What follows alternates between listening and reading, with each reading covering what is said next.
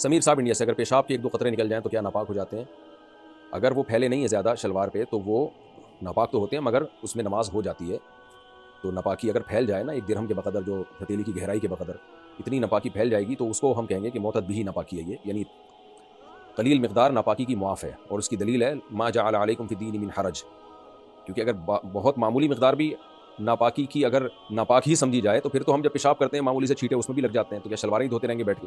تو اس لیے مجتہدین نے اجتہاد کیا ہے کہ بہت معمولی سی اگر نجاست کپڑوں پہ لگی ہو تو وہ اس کو دھونا ضروری نہیں ہے. تو اب ایک معتد بھی نجاست ہو، تو معتد بھی نجاست جو ہے، معتد بھی مطلب جو قابل ذکر ہو، تو اس میں ہتھیلی کی گہرائی کے برابر جو نجاست ہے نا، ایک سکہ جو ہوتا ہے عام طور پر، اتنی نجاست اگر لگ گئی تو اس کو دھونا ضروری ہے. تو اگر پیشاب کے قطرے نکلے اور اتنا پھیل گئے ہیں تو پھر اس کو دھونا بہرحال ضروری ہے. اور 1-2 قطرے اگر شلوار پہ لگے ہیں تو اس کو دھونا ضروری نہیں ہے، لیکن دھو لیں تو کیا جا رہا ہے، احتیاط پر عمل کریں، دھو لیں، کوئی زیادہ ٹائم تھوڑی لگتا ہے، تھوڑا سا نلکے کے نیچے رکھیں، ہلکا سا رگڑ دیں، بس پاک ہو جائے گا وہ.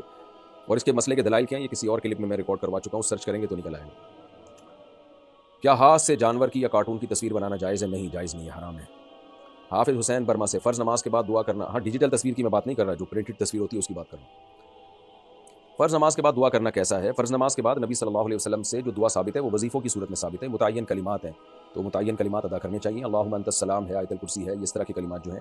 باقی تفصیلی دعا سنتوں کے بعد مانگیں. یہ جو فرائض کے بعد ہمارے ہاں ہاتھ اٹھا کر دعا کرنا اور اجتماعی دعا کرنا، اس کا ہمیں حدیث میں یعنی صحابہ تابعین کے دور میں اور دور نبوی میں ہمیں ثبوت نہیں ملتا. لیکن مسجدوں میں فتنہ فساد نہ پھیلائیں. اگر کوئی امام دعا مانگ رہا ہے تو چپ کر کے بیٹھے رہیں.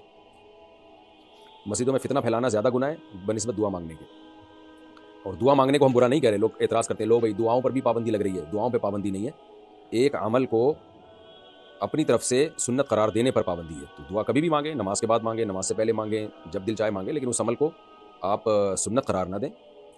جس عمل کا دور نبوی میں ہمیں ثبوت نہیں ملتا، سنت قرار نہ دیں آپ اس کو، اور جو نہیں کرتا اس پہ ملامت نہ کریں.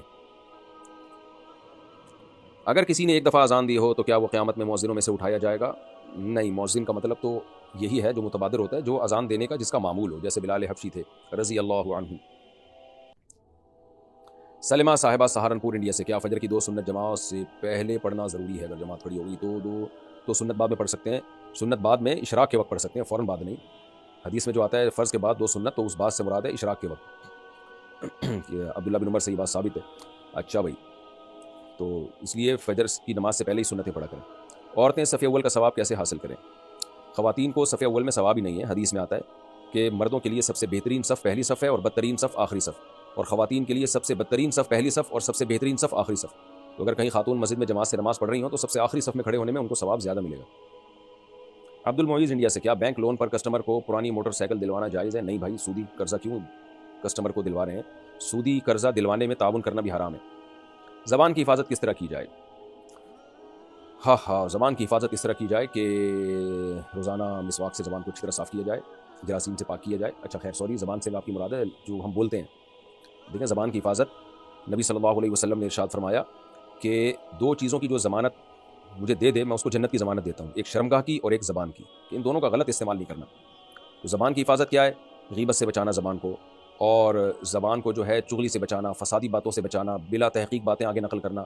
آپ صلی اللہ علیہ وسلم نے فرمایا کہ سب سے زیادہ جہنم میں لے جانے والی چیز جو ہے نا وہ زبان کی کھیتی ہے، او کما قال صلی اللہ علیہ وسلم، یعنی تباہ کرنے والی. حدیث کا مفہوم بیان کر رہا ہوں کہ زبان بہت چیزیں کاٹتی ہے. تو اس لیے جب بھی کوئی الٹی بات زبان سے ہونا، اپنے اوپر جرمانہ متعین کریں کہ جب بھی کوئی الٹی بات زبان سے نکلے گی اتنے پیسے صدقہ کروں گا. اور روایت میں آتا ہے من صمت نجا، جو خاموش رہ گیا وہ نجات پا گیا. تو اصل خاموش رہنا ہے، جب تک بولنے کی کوئی معقول ریزن نہ ہو چپ بیٹھے رہیں. آج چپ بیٹھنا بڑا مشکل کام ہو گیا. اور ویسے یہ چیزیں اہل اللہ کی صحبت سے بھی حاصل ہوتی ہیں. تبلیغ میں بھی وقت لگائیں، تبلیغ والوں کو ہم نے دیکھا ہے کہ بہت ساری چیزوں سے وہ محفوظ ہو جاتے ہیں، اور اللہ کی بڑائی بیان کرتے کرتے نا پھر ان کو فضول چیزوں سے کی عادت ہی نہیں رہتی. کسی کمپنی کی پروڈکٹ کی ایڈورٹائزمنٹ پہ جو پیسہ ملتا ہے وہ حلال ہے حرام ہے؟ اگر کمپنی کی پروڈکٹ حلال ہے تو اس کی ایڈورٹائزمنٹ کی آمدن بھی حلال ہے. اگر کمپنی حرام چیزیں بیچ رہی ہے، شراب بیچ رہی ہے، تو اس کی ایڈورٹائزمنٹ پہ جو پیسہ ملے گا وہ بھی حرام ہوگا. زوجہ منصور، ہماری طرف اگر کسی کو پھوڑا پھنسی نکل آئے یا مونچھ آ جائے تو دودھ نمک اور آٹے کی موٹی سی لئی بنا کر اس جگہ پر لگاتے ہیں، کیا یہ رزق کی بے حرمتی ہے؟ بھائی ضرورت کے لیے جائز ہے. اب بے حرمتی دیکھیں یا پھوڑا دیکھیں اس کا، اگر آپ کا خیال یہ کہ اس سے وہ ٹھیک ہو جاتا ہے تو لگا دیں، تو پھوڑے کے علاج کے لیے ٹھیک ہے. اگر یعنی ٹھیک کا مطلب جائز ہے، باقی ٹھیک ہے یا نہیں تو ڈاکٹر حکیم ہی بتائیں گے. شرعن جائز ہے. یہ وہ جو پھوڑا نکلا ہوا ہے وہ انسانیت کی بے حرمتی نہیں ہو رہی، اس پھوڑا نکلنے سے جو اس میں پیپ بھر گئی ہے. حیدر علی شاہ، کیا میں والدین کی اجازت کے بغیر جہاد کی تربیت کے لیے جا سکتا ہوں؟ مجھے شہادت کی موت حاصل کرنے کا شوق ہے، اس بارے میں قرآن و حدیث کی کے ذریعے بتا دیے۔ جہاد جب فرض عین ہو جائے تو ماں باپ کی رضا ضروری نہیں ہے، پھر اس میں ماں باپ کی مرضی کے بغیر بھی جانا جائز ہے، لیکن یہ فیصلہ کرنا کہ کہاں شرعی جہاد ہو رہا ہے کہاں نہیں ہو رہا، یہ آپ خود سے فیصلہ نہ کریں، کیونکہ بہت ساری تنظیمیں نوجوانوں کے جذبات کو غلط استعمال کر کے غلط جگہوں پر لے جاتی ہیں، غلط لوگوں کا اعلی کار بنا دیتی ہیں۔ تو صرف گیٹ اپ سے متاثر نہ ہوں، جب دنیا میں کوئی ڈیزاسٹر ہوتا ہے، کوئی بھی مسائل ہوتے ہیں تو بہت 2 نمبر لوگ اس میں پڑ جاتے ہیں۔ تو اس لیے پاکستان میں آپ جہاد میں کیسے جائیں گے، کہاں جائیں گے، تو لوگ آپ کو غلط استعمال کریں گے۔ دنیا کے دیگر ملکوں میں بھی ایسا ہی ہے۔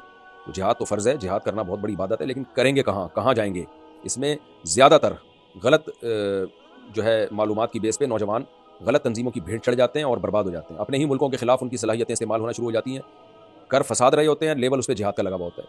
تو اور دوسری بات یہ کہ والدین کو اگر خدمت کے محتاج ہیں، آپ اکلوتے ہیں والدین کے، تو پھر تو ویسے بھی پھر ماں باپ کا حق مقدم ہے، ان کو چھوڑ کے جائیں گے وہ پھر کس کے رحم و کرم پر ہوں گے؟ تو یہ جب ہے جب والدین خدمت کے محتاج نہ ہو۔ ڈرامہ دیکھنا کیسا ہے؟ جائز نہیں ہے بھائی ڈرامے دیکھنا، آج کل جو ڈرامے آ رہے ہیں ویسے بھی بےہودگی پھیلا رہے ہیں۔